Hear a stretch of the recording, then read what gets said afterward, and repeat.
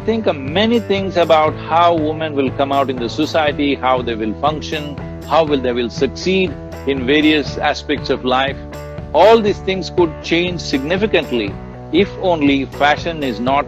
women's fashion is not defined by male requirements.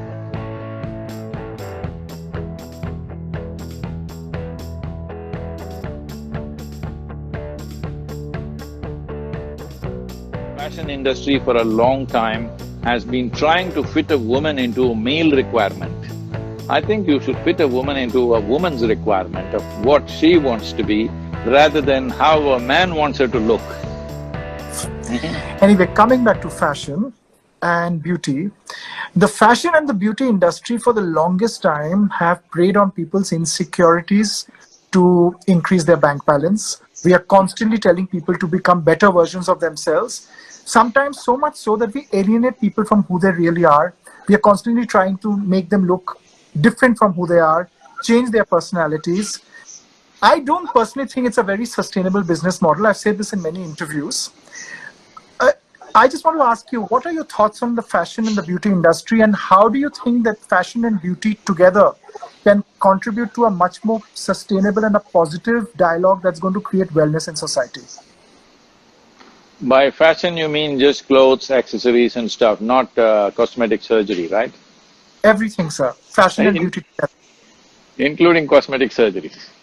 Cosmetic surgery, in many ways, when you look at clothing, I think that sometimes the fashion industry, what we do is we are constantly trying people to adapt to newer clothing that they're not comfortable with. I might not say it's a cosmetic change, but it definitely is a change.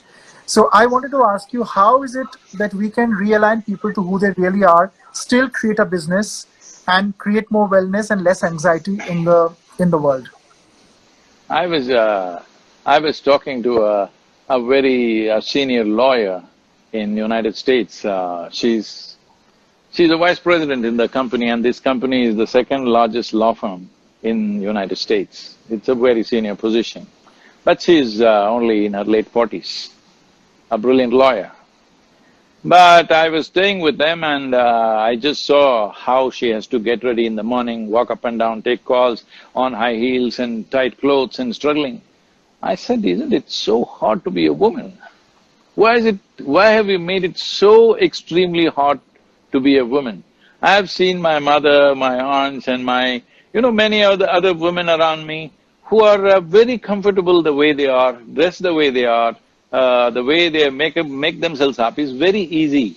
But the way certain fashion, concepts have made them is, it's so extremely difficult to be a woman, constantly walking on stilts and all that problems, the tightness of the clothes, you can't sit, you can't stand, everything is difficult.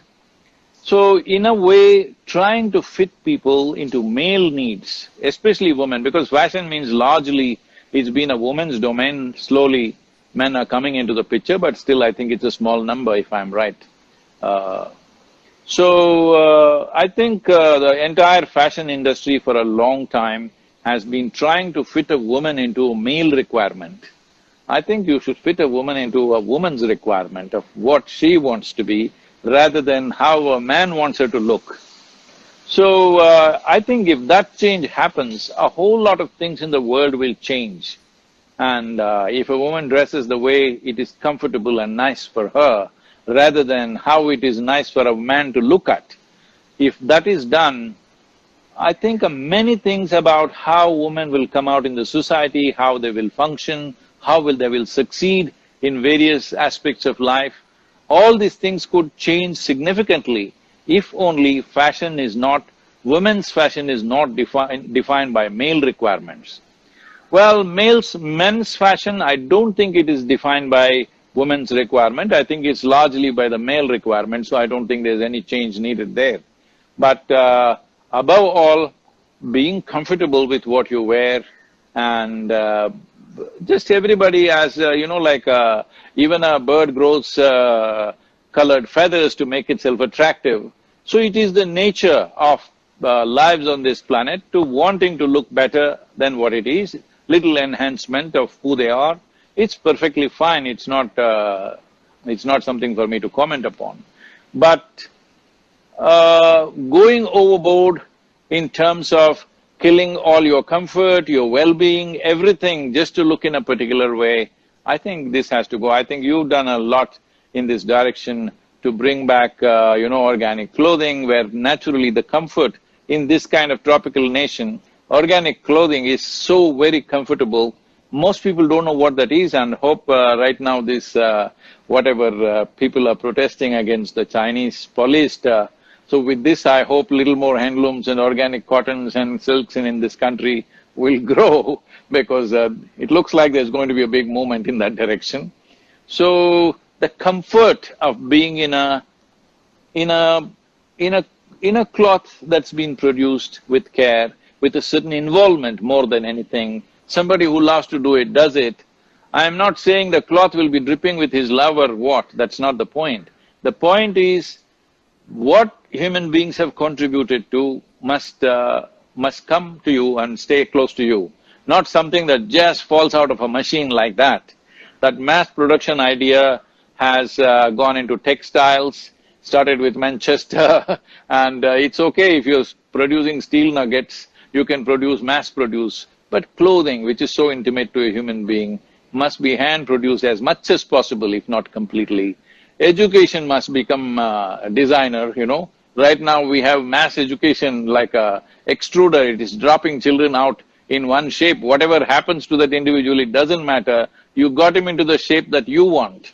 So fashion should not be in that context, that you got somebody into the shape that you want. No, it must be the way it'll enhance that person, at the same time enhance not just in appearance, in comfort, in well-being, in every sense it should enhance that person. Thank you. In fashion, we have a new movement that's coming up, which is called the female gaze. You're so right, because fashion has been dominated by male designers for the longest time. But right now, spectacular pieces of women's wear is being created by women designers. In fact, in my company, 90% of the women, 90% of the people who are holding top position are women.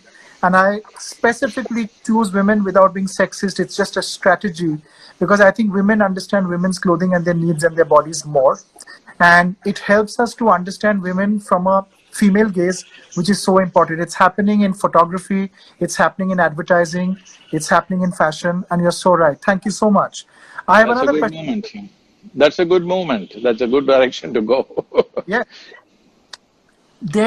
As a man, we can only assume what it is to be a woman. We can never be a woman. So it's always important to take the direction from a woman. We are dressing up a woman. It's so important.